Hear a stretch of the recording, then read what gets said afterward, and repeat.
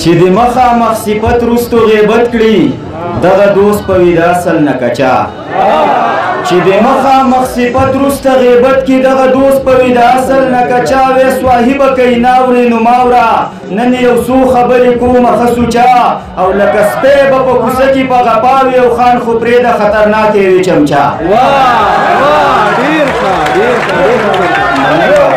مننه لکه سپی به په کوڅه کې په غپاوي خان خو پرېږده خطرناکې وي چمچا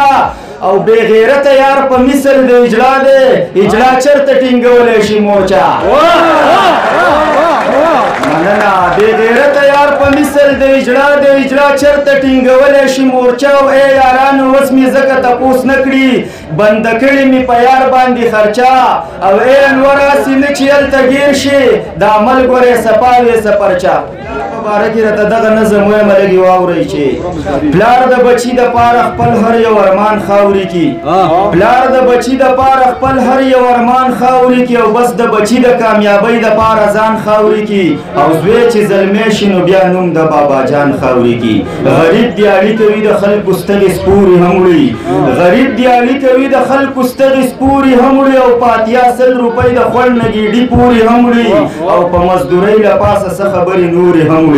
پزوی تعلیم کوي په خپل در په در ګرځيږي پزوی تعلیم کوي په خپل در په در ګرځيږي او د غم له نور کوي غریب به سر به بر ګرځيږي بچي به مور ساتي په خپل بنهر ګرځيږي ځان سره سوچ کوي پټکي به مې د سر جوړ شي ځان سره سوچ کوي پټکي به مې د سر جوړ شي او زه خو مزدور یم خدای به لوی افسر جوړ شي او یا انجینیر بشي او یا به غټ ډاکټر جوړ شي الله ته جاړي چې د دنه ښه انسان جوړ شوی الله ته جاړي چې د دنه ښه انسان جوړ شوی او د علماو بزرګانو قدردان جوړ شوی ارمان یې دا وي چې دی حافظ القرآن جوړ شوی خو زوی کمبخته چې زلمی شي نو نخرې شروع کي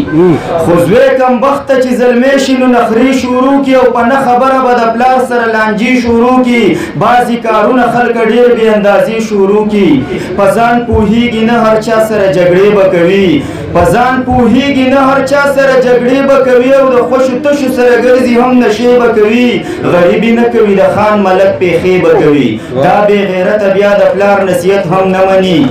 مننه دا بې غیرته بیا د پلار نصیحت هم نه مني او د مور جزې او بېوسې مینت هم نه مني غفلت کې پروت وي او زره انسانیت هم نه مني د مور او پلار د ارمانونو جنازې وباسي زوی نالایقه چې د خپل څادر خپې وباسي مور پلار مجبوره کې د زړه نه یې خیرې وباسي بیا یې یوه ورځ سمه نه وي د ژوندون په لاره بیا یوه ورځ سمه نه وي د ژوندون په لاره او په زندګۍ کې بیا لاړ نشي د سکون په لاره همیش روان وي دا کمبخته ملون په لاره بیا په ځان پوه شي خو وخت پې د بهار تیر وي لاسونه مروړي خو په ژوند باندې وار تیر وي او د چا اقرار ته وي محتاج خو اقرار تیر وي د دعاګانو ژبې بیا نه خوځي خاورو لاندې د دعاګانو ژبې بیا نه خوځي خاورو لاندې او ستا دا جړه او فریاد بیا نه رسي خاورو لاندې یو ورځ به تا هم الله ونسي د خاورو لاندې نو د مور او پلار قدر پکار دی په دنیا باندې بیا پس د مرګ نه درنیږي په جړا باندې خدای خفه کېږي په ایمان په دې غوغا باندې